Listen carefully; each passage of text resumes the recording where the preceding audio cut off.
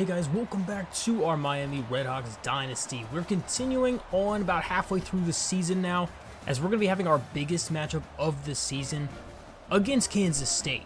And before we start that game, we have a big decision to make, because last week Tyler Toledo really struggled and almost threw the game away against Buffalo. We put George Estes in about a quarter of the way through the game, and he ended up doing really well for us and led us to a victory.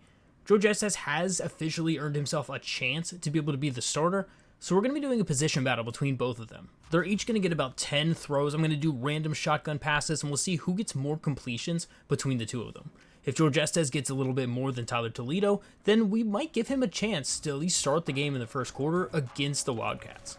Tyler Toledo will be up first. It's a matter of throwing accurate passes, and like that first one, that's not accurate at all. 5 out of 10 is what Tyler Toledo ends. Alright, so now we have a George Estes attempt.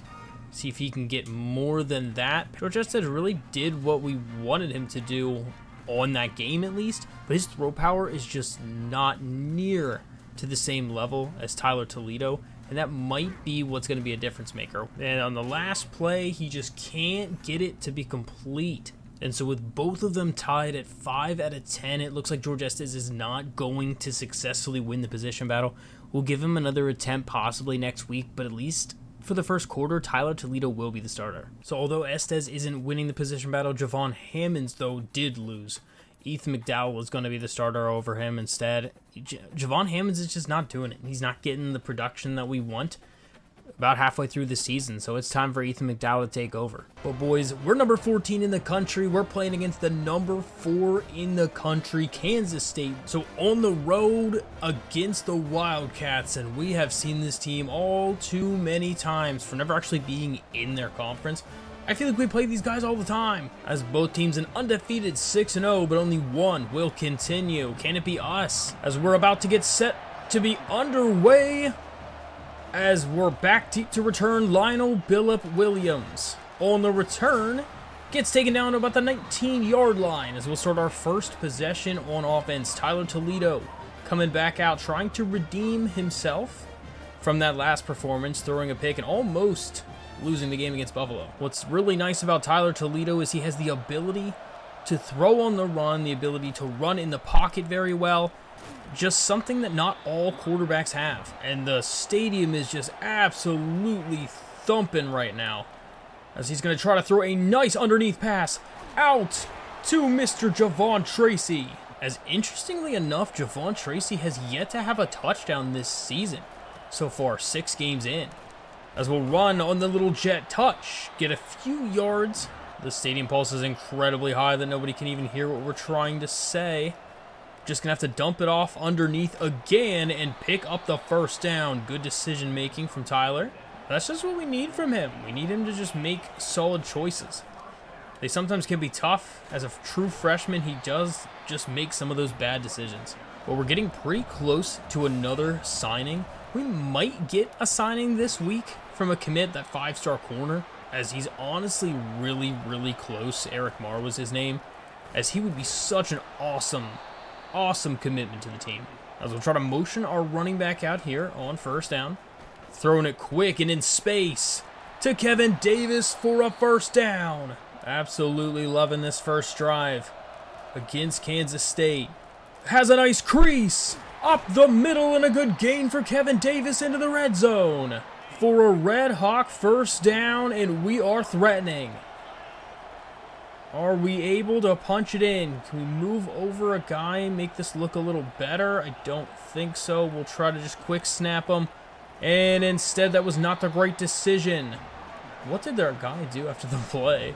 I'm not sure if Connor Briggs, after the play, shoves number 32 here. Number 32 is on the ground. He's about to get up. And yeah, he just barely taps him, and then shoves number 32 halfway across the whole screen. Sounds like Connor Briggs is exactly the tight end you want backing you up in a fight. He is ready. As we're going to get that handoff to Jordan, and Brunson will only get a few. Here we are on 3rd down and 10. Can we find a way to score on it? Toledo is going to run with it and just gets him maybe a few yards and brings up a 4th down. Oh my gosh, I hate the angle of this kick. Don't like this at all. So we'll kick it away, and oh, barely makes it. All right, we'll take it, but whew. I mean, geez, those are some of the hardest kicks sometimes whenever they're just right on the hash. But we'll have Avery Johnson to fight against this time. We've played him a handful of times. Never fond of playing against Kansas State. I feel like they're always a tough opponent, as they're going to go basically play action. It's right at him. Oh, Corbin Hondrew. Right at him. And just can't get the pick. Just whizzes it right by his face. And there's nothing that we can really do about it. That's tough. As they'll just throw it quick underneath for 7 yards on the play, though. That's one thing that really has tore apart our team this year. Are those just really quick throws. The little slants, the little drags, the little stop routes. Those are just so good against us. We just don't have the speed for that yet. But as they pick up yet another first down, they're already into our territory. Very early on. Well, they'll go with the little reverse. And he's going to lose 6 yards, sniffed out from none other than Ethan McDowell. The guy we literally replaced this week as the new starter shows up almost immediately, getting a nice 6-yard TFL. And on the play action fake, he's going to go down. Luke Evans getting the sack. We've been trying to get more and more sacks each week because we've been struggling in that department. We called a corner blitz, and it works out to perfection. Who would have thought they were going to go for play action after losing 6? And, I mean, that puts them in a real bad spot, as they have a long way to go, and he's just going to throw it into the back of the offensive lineman's head and force a punt. That is just a beautiful turn of events for this Red Hawk defense, as we're going to keep them from getting any points at all, since we only got 3 points on our first drive. We got to find a way to get Javon Tracy and Tony Purdom involved in this game. If they're involved early, I feel like we score more points, as that is a good, really good run from Javon Tracy there, though. As we end the first quarter of play, we're up 3-0. That was a pretty fast quarter, not going to lie. As we're going to have to make a decision, and oh my lord, that was almost a really bad one.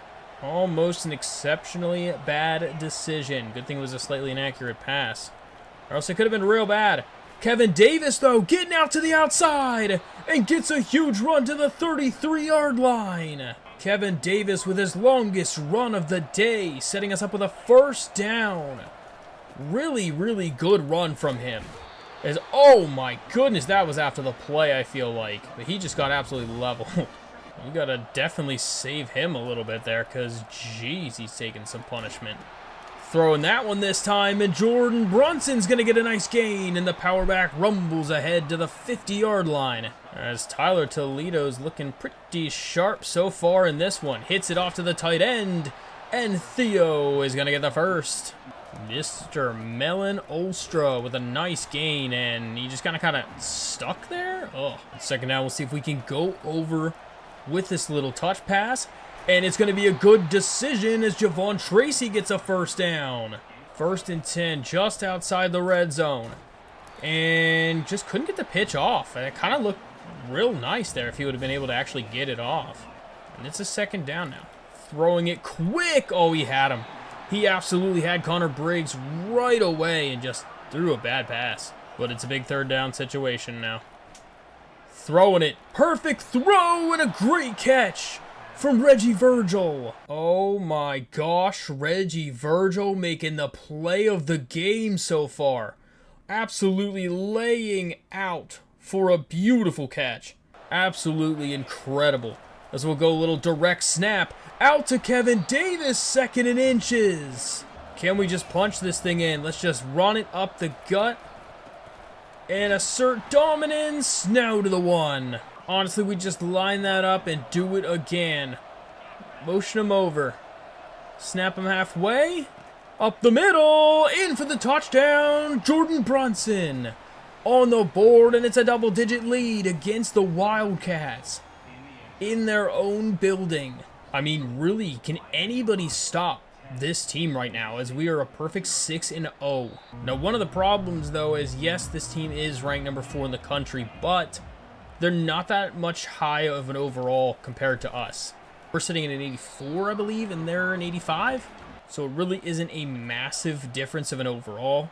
So this should be actually a close game, not a blowout from the Wildcats' perspective, just if you're looking at overalls. But the fact that they have officially gotten to number 4 in the country does show that they play well together, though. So you can't discredit that either. Oh, that's just terrible. We said to play inside, and it was a perfect try for a zig, as they're just moving it down the field. Little bit by little bit, just trying to do some chunk plays to get out there, in a terrible attempt as it is absolutely blown up from Caleb Tubbs. Caleb Tubbs absolutely on fire in that one, playing super well. Is that Dalvin Ellerby? Bringing up a 3rd down and 13 situation. Throwing it, deflected Walter So with an insane diving play. Absolutely need a replay of that.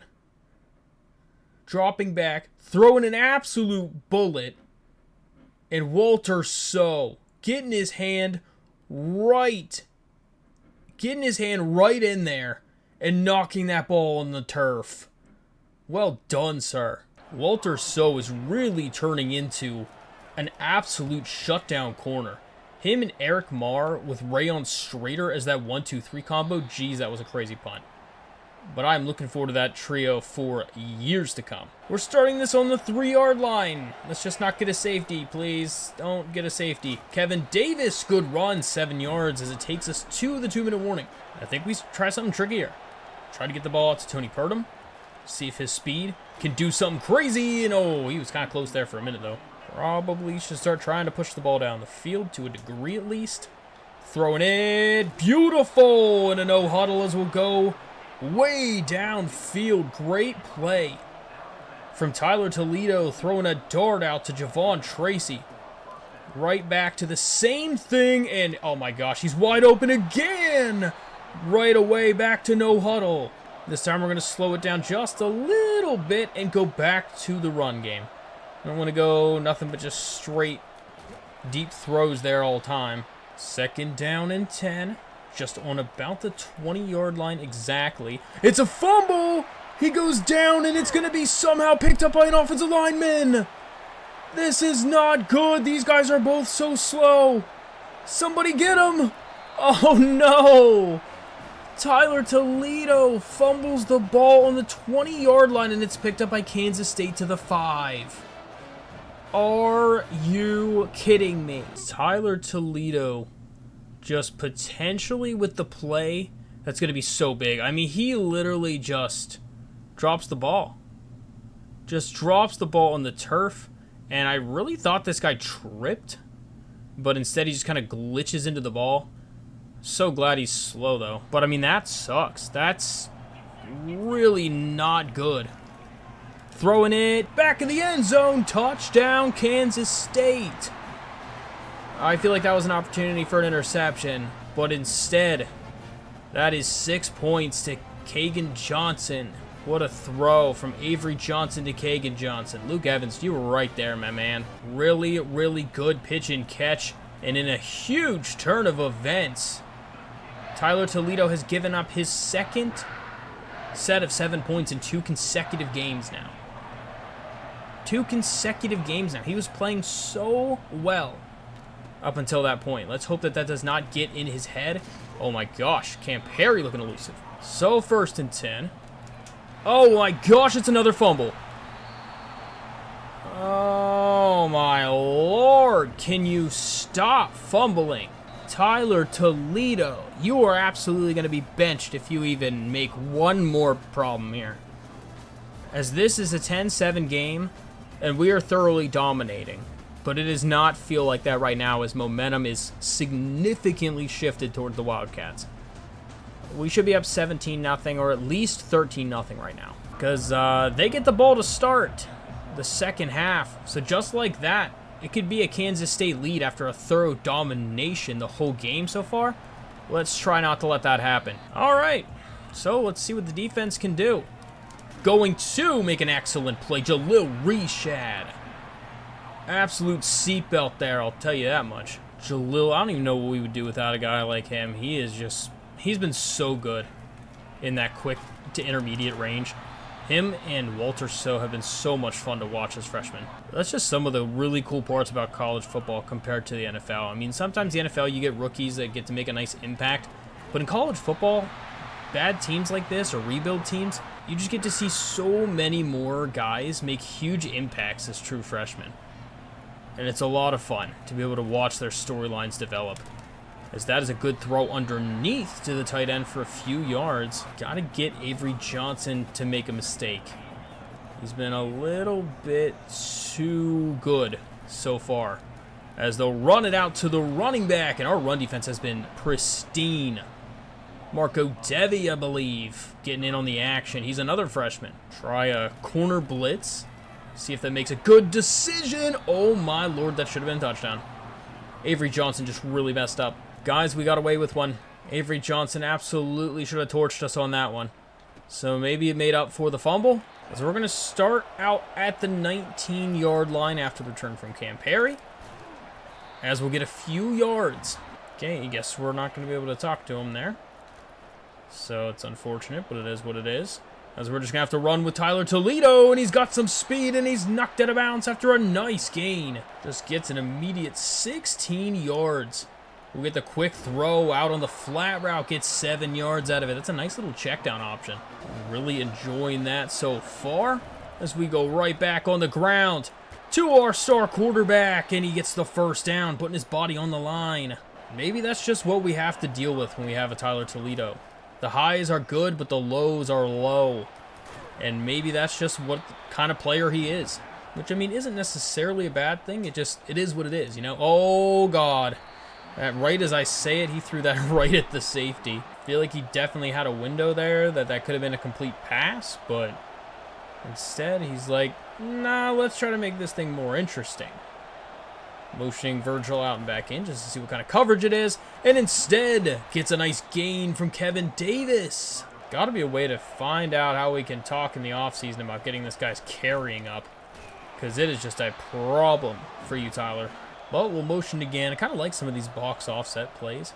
They're kind of fun to be able to use them, as that is a dart out to Brunson for a first down. The problem is when you're trying to change up the play, sometimes it's just like dang near impossible to be able to actually do it. Throwing it right there. Broken tackle. Briggs to the 1. Can we go no huddle on it? See if we can just punch this thing in while we have an advantage and energy lead. Up the middle, in for the touchdown for the Redhawks, as another one on the board for Kevin Davis, and we're getting that lead back. So guys, we're up to 213 passing yards. I mean, Toledo's actually getting some good passing yards in this game. He must have known that his job was on the line. I mean, yes, he still has had some turnovers that have really, really messed with his game, but he has been throwing for some yards, so that is a perk. But it's third down. 3rd and 4. Big situation, 3rd and 4th down, and what a catch. Luke Evans, they're just picking on him right now. They're absolutely picking on him right now. As holy smokes, I don't like that. Why is there nobody out on that receiver? Can we not have that happen? Underneath, and we just knew it was going to be a bad matchup. Everything looked really bad there. Definitely need to get out of that double mug. Sometimes it's okay, but when it's not a blitz package out of it, I just feel like it doesn't always work out. As that is not going anywhere. Swallowed in the backfield from Ty Thompson. As we head on down to the 4th quarter of play at 17-7 Miami. Sitting undefeated, 6-0. A lot of undefeated teams still up here on this top 25 ranking list, with Clemson being number 1 in the country right now. 2nd down and 13. Over the middle, knocked in, complete from Jalil Reshad. I would love to see if Jalil Reshad just make an absolute insane jump in his overall in the offseason. I feel like he deserves it. I feel like he's been an excellent player for us, as that is going to be almost intercepted from Rayon Strader. I feel like that absolutely could have been picked from Strader. He just dropped it. The stadium pulse is way down. This is an opportunity for us to put this thing away, and dang, what a play. We've been loving the screens. They've been decently successful so far. As we'll run with Toledo. Gets a lead blocker. to the outside and gets the first down. Really just terrible pursuit from that linebacker or whoever he was. I mean, that really should have been a gain of basically nothing, but instead just couldn't do it.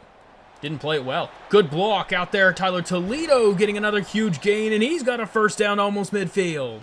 As we're back to a 1st and 10 situation.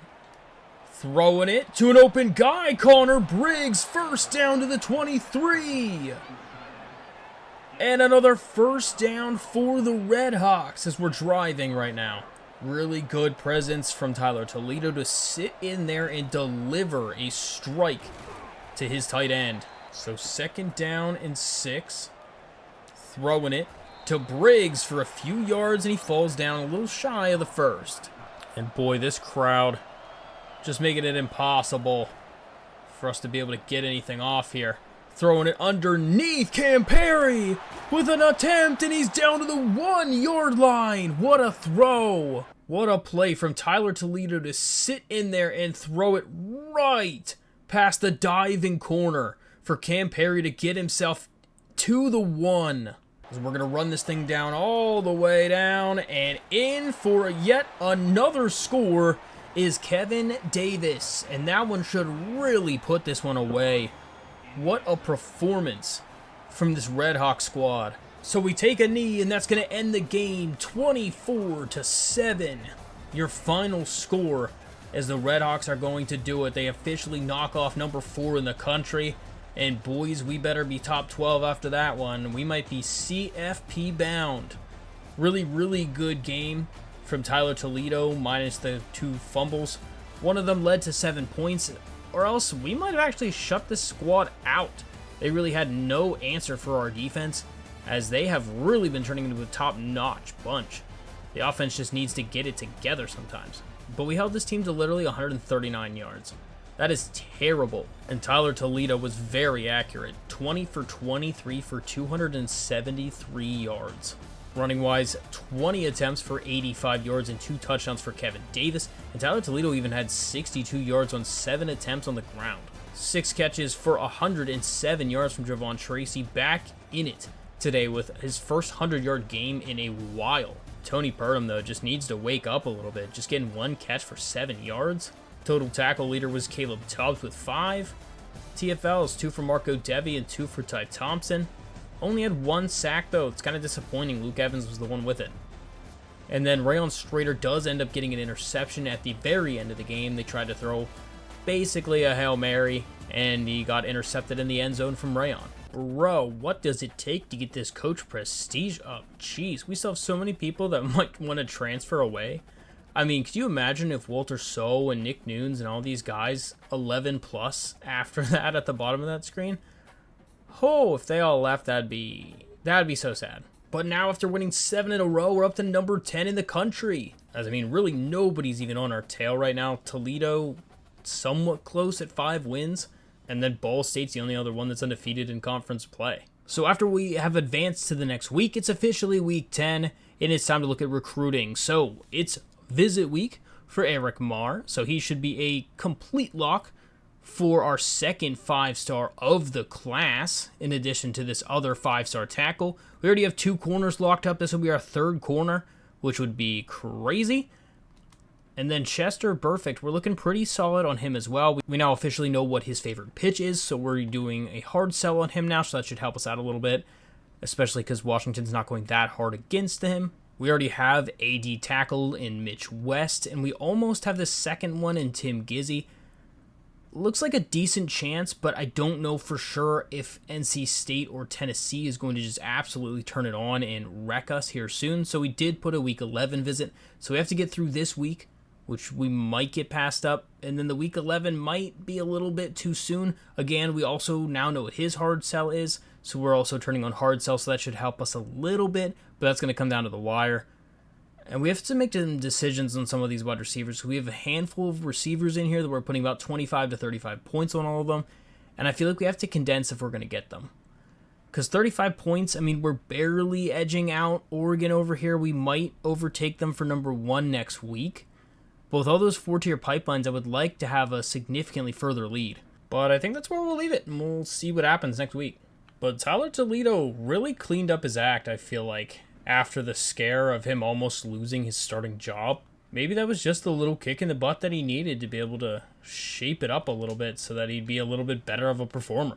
Now, he did still take some sacks and fumble the football twice, but when you throw for almost 300 yards and you run for 60-something on the ground, that is just such a nice thing to have that makes it really, really difficult for you to willingly bench him. But, I mean, we also knocked off a really good opponent.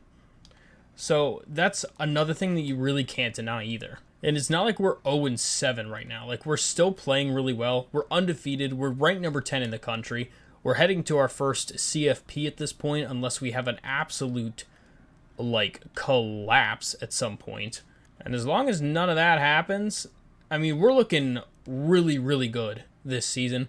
And only to get better, as we're about to sign our second 5-star player. This class is just going to continue to get better and better. This one probably is going to be our best one yet. Even though it's a little bit lower of a class, I think the star potential that it has is just so good that it's probably going to be better than all the other ones, even though the other ones had more players in it. But as we continue on our rebuild, we really don't need as many players every single season, especially if you're bringing in just super high quality ones. And the fact that we could bring in 4 absolute stud corners in one class would be absolutely insane. Offensive line should take a significant boost as well, considering 2 of these guys that we're going to be bringing in are going to be incredible. One being a 5-star and the other one being a 4-star gem.